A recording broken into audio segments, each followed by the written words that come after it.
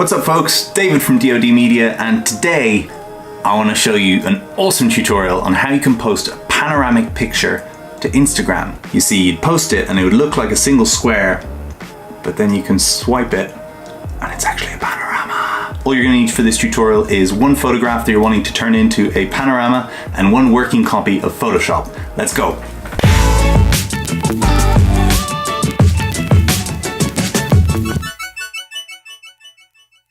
Okay, so the first thing you're going to want to do is select the photo that you're going to want to turn into a panorama. Now I'm going to choose this awesome shot that my wife took of me jumping on the Grand Canyon because it looks badass. Now what we're going to do is slice this into 3 squares. Ideally you want to stick to odd numbers, because if you have this as an even number, say 4 times, and I'm in the middle, we're going to have to end up having 1 square there, 1 square there, cut down in the middle of me, and then 1 square there and 1 square there. So having it as odd numbers means whatever's in the center of your frame is always going to be in its own picture without having to be cut.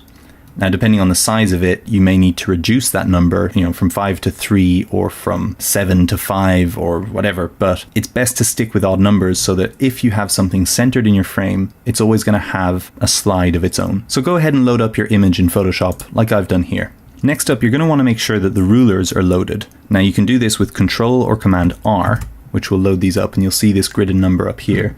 If you can't see that, just come up to View and Rulers, and you can turn them on and off there. Okay, I was originally going to go for 5 squares for this, but actually, given how big I am in the frame, I think there's a risk that my hands and feet will be cut off if I have to turn this into 5 individual crops. So I'm going to go for 3 squares because that'll give me more scope to add more of the landscape in the background. Now the best way to do this, just hit C, which will bring up your crop tool.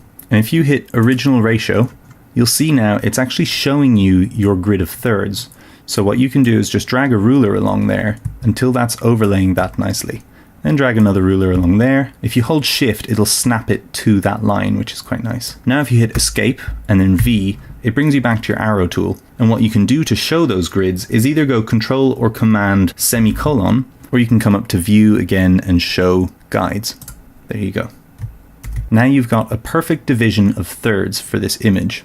So what we can do now is just duplicate that layer with Control J or Command J. Bring up the crop tool again and bring in a 1-to-1 square. Now what you want to do is basically bring this along here until it snaps to the side of the grid there, and just make that so that it's actually not cutting off, cropping off the side of the picture. Okay, and now when you're happy with the placement vertically, just bring a guide down to help you out and just snap that to the end. You don't have to hold shift or anything, it should snap automatically to the crop area. And that's cool. And then bring another guide to the bottom, and that'll give you that square there. And that way, if you move this crop grid around, you'll see that you have 3 perfect squares for you to crop. Now we're not actually going to use the crop tool to crop them. So what you can do is hit escape and V, and there you're out of your crop tool. Instead, hit M, the rectangular marquee tool. Here what we're going to do is just select that, and you'll see it'll snap to the grid. Perfect. Now hit Control C and then Control N for new, and just use the clipboard, because the clipboard is basically what you have in store copied or cut, so anything that's ready to be pasted. So if you create the clipboard and hit Control V or Command V, it's going to paste just that square. Now go ahead and save this in your Google Drive folder or any folder actually for now, and save it as a JPEG. And we're just going to call it Grid 1. Save. You can keep that quality nice and high, that's fine. And there we go. Now you can close that, you don't need to save. Okay, next up, with the marquee tool still on, we're just going to drag that grid over there, and we're going to do the same thing. Control C, Control N, clipboard, and paste. And there we go, that's me jumping. Alright, and then again, save. So again to JPEG, whoop. Grid 2, save, full quality, cool. And then you don't need to save that document. Alright, and then the final square, so again, Control C, Control N, for new, clipboard, paste, save, and grid 3, and switch it to JPEG. And there you go. Save, and close, and don't save. Alright, now you can close down Photoshop. You don't need this anymore. Now you can see that it's been split as 3 squares, and that's pretty cool. And you can preview them and just look at what they're going to look like. That looks pretty good. Now the reason I'm putting these into Google Drive, if you've seen the tutorial I made about how to post things easily from Google Drive to Instagram so that you can have your full quality DSLR shots easily on your phone instead of having to transfer them through an app or that kind of thing, you can just use Google Drive. And that works great if you're on Android. It also works great if you're on iOS using a PC. However, if you use a MacBook or an iMac or a Mac Pro or any kind of Apple computer and you have an iPhone, there's a much easier way of doing this, which is just selecting these 3 images and using AirDrop to send them directly to your phone. It's super quick, super simple, there's no hassle, and yeah, it'll yield the same results and you'll be able to post them directly to Instagram instead of having to go through Drive. So that's pretty cool.